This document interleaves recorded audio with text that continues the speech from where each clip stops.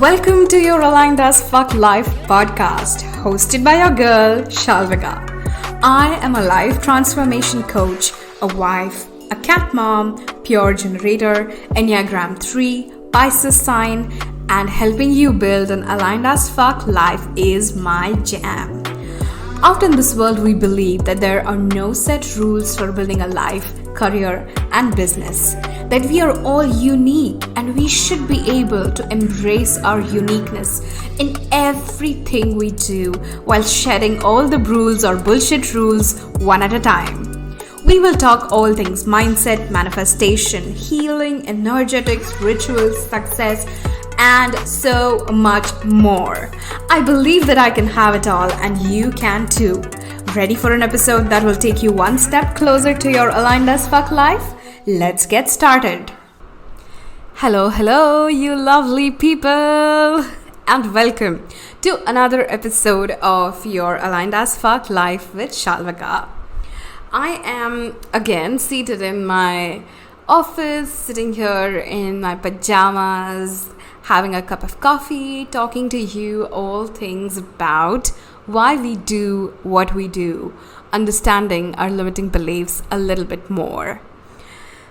The reason why I decided to talk about this in my second episode is because a lot of us do understand that how we think about things, how we look at things, how we think about ourselves, what kind of boundaries we set with ourselves, all of these factors play a really big role in the kind of results you get, in the kind of life you lead, the success you have, whether you actually go after what you really want or not, is all driven by these factors. And that is why I feel it is so bloody important for each and every one of us to just understand what our beliefs are, what our limiting beliefs are, and also understand where they come from, because unless you know what it is that they are coming from, where it is that they're coming from, and what impact that they are having on your life, on your day-to-day life today, it's very difficult to bring your consciousness upon them, bring your attention towards them so that you can start reframing them. And of course, that is something we will dive into very soon, but today we are just going to understand why we do what we do in terms of our limiting beliefs and the beliefs that just hold us back. All right, so I have my set of notes here, so I'm gonna dive right into it.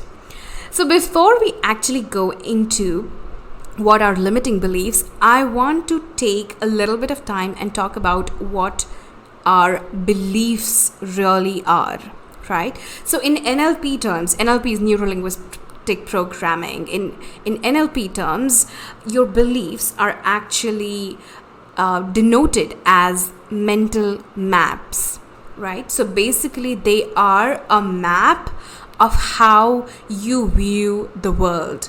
Your beliefs are a representation, like a map is the representation of the world. Your beliefs are a representation of the world around you, right? And why is this important? Why is knowing that beliefs are a representation of the world around you is important? Is because that tells you that your beliefs are just that.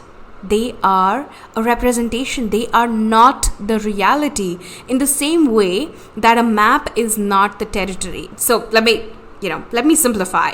Say I have a world map right next to me. I want you to picture that. I have a world map right next to me, and I'm like moving my fingers all over the world map, and I land on Germany. My finger lands on Germany, right? Now, in the world map, that spot, that particular space is taken by this country called Germany. However, that Germany that my finger is pointing at is just a representation of the actual terrain, of the actual nation that is huge and ginormous and has different terrains and forests and rivers and everything in it. It's just a representation of that. So the map is not really a territory. So when I point at a map and say this is Germany, I don't really mean this is Germany. What I mean is this small piece of paper is representing this country called Germany, this terrain called Germany. That's exactly what your beliefs are. They are a map, and it's very important to understand and accept that the map is not the territory. So your beliefs are not your reality. They are an abstraction of reality. They are a representation of reality. And they're very essential, to be honest. They're very essential so that we can make sense of the world around us. Our belief systems are really, really important. They play a crucial role in us predicting a complex world. Now, let me give you an example. Say you are with a 6-year-old kid and you want to cross the road. What you're going to do when you're crossing the road and you're trying to teach the kid with you to cross the road, you're going to tell her that, anytime you want to cross a road, you've got to be careful. Well, because there's a lot of traffic on this road and you've got to make sure that there's no oncoming cars that are driving towards you, especially if you live in a crazy country like India, right? Like, I know, like talking back to Germany, I know cars just love to stop to let pedestrians pass, but that's not true in a lot of the countries in the world. So, when you're teaching her how to cross a road, what you're going to tell her is roads are dangerous to cross without paying attention. So you have to be very focused when you cross the road. You have to make sure there's no oncoming car. You have to look on your right, look on your left, ensure that there's nothing that can crash into you, and then cross the road. What you are essentially doing is you are passing on to that kid a belief that you have to be cautious while crossing the road. And this is a belief that's extremely crucial in that little girl's life because, accidents can happen. Crossing a road can lead to crazy accidents, which you really don't want that kid to face in her future. So you are instilling a belief in her world that is actually going to help her survive, that is actually going to help her not be in an accident and get, hit by a car, right? So this is an example of why beliefs are essential. Beliefs help us make sense of the world around us. Beliefs actually teach us how to be human in our today's sense of the world, like this modern world sense of the term, right? So I've got to, make sure that I clean my dog's poop when I walk him down the street. That belief is essential because I know that if I don't do that, it's going to inconvenience the hundreds of other people who live on the same street as me. So beliefs are a very, very important part of our upbringing. But like anything in life, beliefs also have a flip side. So what ends up happening a lot of times is you knowingly, unknowingly end up passing on beliefs to children that may be detrimental to their growth, that may be detrimental to them actually finding their most authentic voice. And then those kids grow up and become adults like us, like you and me. And we still hold on to those belief systems. And that is what we are going to talk about today. It's those belief systems that actually hold us back that we are going to talk about today. And of course, those beliefs are called limiting beliefs. And they are any beliefs that limit you, like the word says, in any way in your life. Now, let me give you an example. I grew up an only child in the 90s in India. And one of the things that I remember doing as soon as I turned probably 6 or 7 years old was having a key around a chain in my neck, like a gold chain around my neck. And I would come back from school and I would actually unlock the front door, and I would be alone at home from afternoon 2 p.m. to maybe around 6 p.m. when my mom got back home. Right. And this was, again, this exercise happened because, well, my parents wanted to keep me safe, ensure that I get home and I can eat home cooked food and blah, blah, blah. But one of the things that ended up happening was they told me not to open the door for any stranger, like you would do with any kid, right? You would tell that to any kid, that don't open doors for strangers. That's a very natural instinct for a parent. It's a very protective instinct for a parent. But for me, my 6-year-old, 7-year-old brain actually took that in as a red flag to talk to strangers, that I cannot talk to strangers. It translated into that belief that I cannot talk to strangers. And up until very recently, up until a few years ago, I actually held on to that belief that I cannot talk to strangers. I'm incapable of talking to strangers. Whereas if you know me in my personal life, that's not true. I mean, I work with strangers all the fucking time. All of my coaching clients come into my world mostly as strangers, and then we become like really, really good friends. And I don't really have a lot of qualms about actually letting go and having a conversation, striking up a conversation, talking to strangers.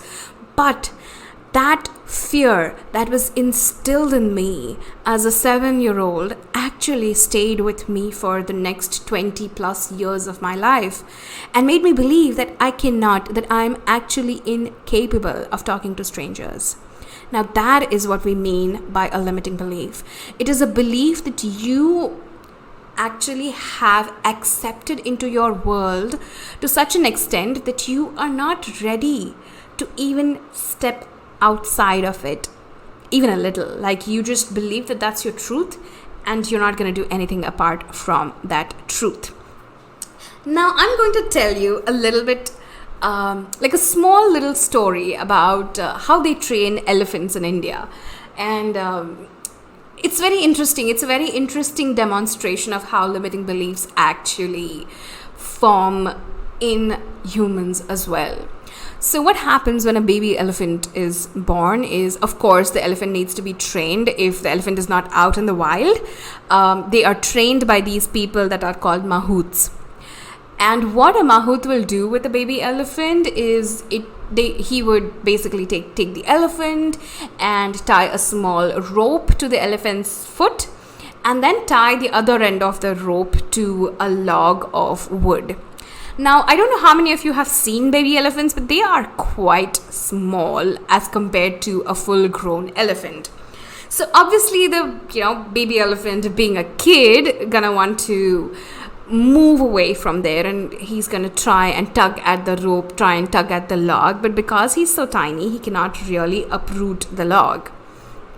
Now what happens is this elephant starts growing, and when he becomes a fully grown elephant, they have massive strength. Again, I don't know if you've seen elephants. They are ginormous creatures with like an immense amount of strength, okay?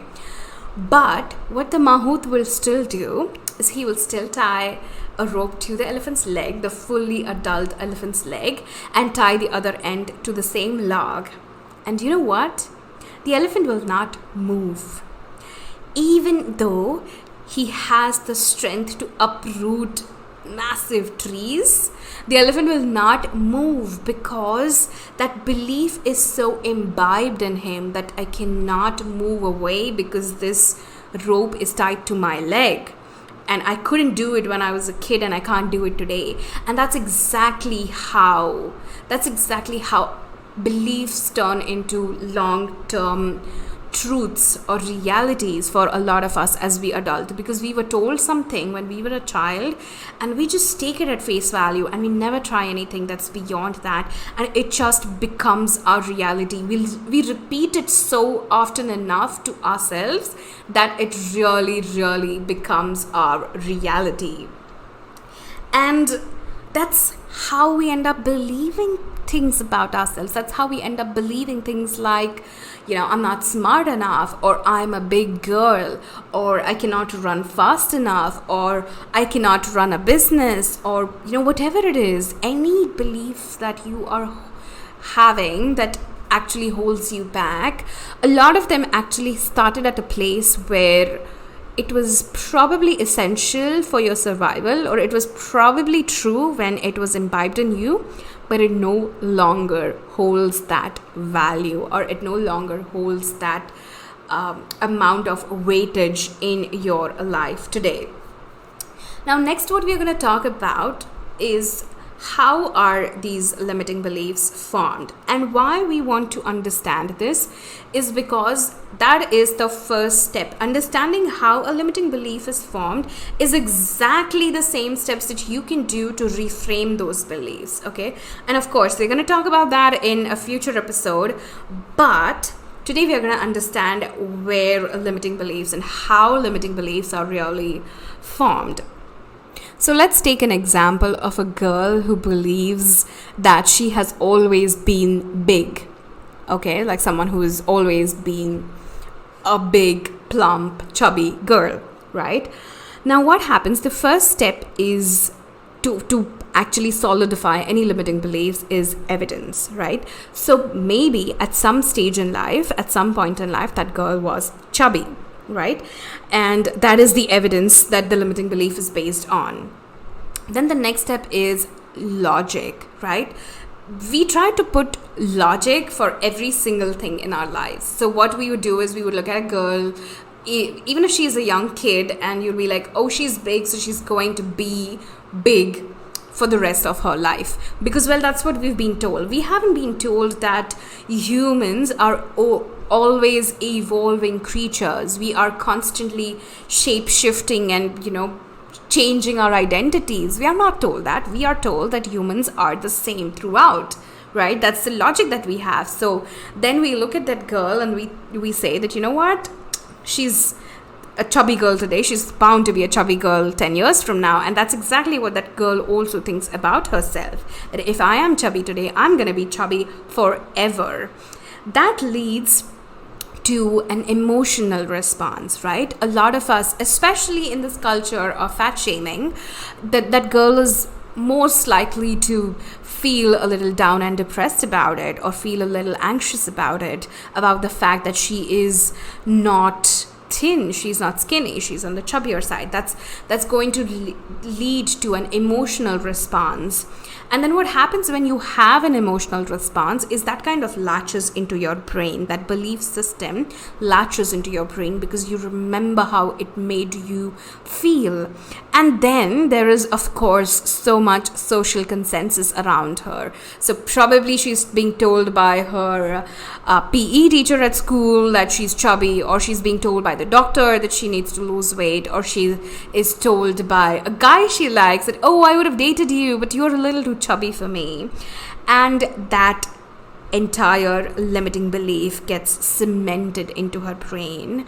And even though 20 years later she's probably, a nice, athletic, fit female, she is still going to think that I am big. She is still going to believe, she's still going to be holding on to that belief system that I am a big girl. So that is all that I had to share with you today, because I think, again, like I said, it's so important for us to understand where our limiting beliefs come from. It's so important for us to understand why we do what we do, and more importantly, why we don't do what we don't do. Because, well, you were programmed that way. You were conditioned by the family that you were born into, the society that you were born into, the country that you were born into, the community that you were born into, and you absorbed all of that conditioning and formed your own mental map. And the last thing that I want to leave you on, the last thought that I want to leave you on, and I really want you to think about, is this: your map is not the territory, which means your beliefs are not the reality, which means you can draw a new map, which means you can actually redraw whatever abstractions of reality that you want to draw. And of course, we will talk about that in subsequent episodes. I am so excited to have you here, and I am so glad that you are a part of this beautiful journey to build your aligned as fuck life. All right, ciao. Thank you so much for tuning in today's episode. If you absolutely loved what you heard today, be sure to share it with me by leaving a review on iTunes so that I can keep the good stuff coming. And if you aren't already following me on social media, come soak up some extra inspiration and send me a hello on Instagram by searching @ShalvikaP. Also tagged in the show notes. I love and adore you so much, and I will talk to you super soon. In the meantime, continue building your most authentic and aligned as fuck life. Ciao!